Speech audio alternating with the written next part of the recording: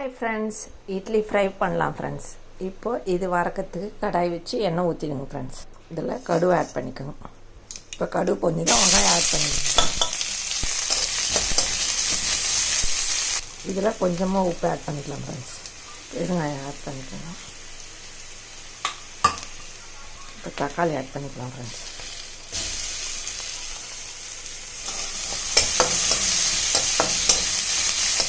இப்போ கருவேப்பிலை மிளகா ஆட் பண்ணிக்கலாம் ஃப்ரெண்ட்ஸ்.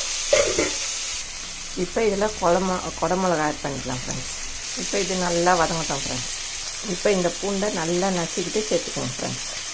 இப்போ இது வதங்கணுன்னா இது இந்த வெறும் மிளகாத்தூளும் கொஞ்சோண்டு இட்லி மிளகாத்தூளும் ஆட் பண்ணிக்கோங்க ஃப்ரெண்ட்ஸ்.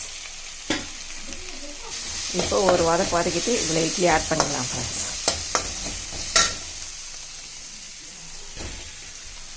இதை நல்லா கலரி விட்டுருங்க. பாருங்கள் ஃப்ரெண்ட்ஸ், இது இட்லி நல்லா வறுங்க ரெடி ஆகிடுச்சு. காரெல்லாம் மிங்கிள் ஆகிடுச்சு ஃப்ரெண்ட்ஸ். இப்போ பாருங்கள் ஃப்ரெண்ட்ஸ், இட்லி ஃப்ரை ரெடி ஆகிடுச்சு. இந்த வீடியோ பிடிச்சிருந்தால் லைக் பண்ணுங்கள், ஷேர் பண்ணுங்கள், சப்ஸ்கிரைப் பண்ணுங்கள் ஃப்ரெண்ட்ஸ். டாட்டா பாய் பாய். மீண்டும் அடுத்த வீடியோவில் சந்திப்போம்.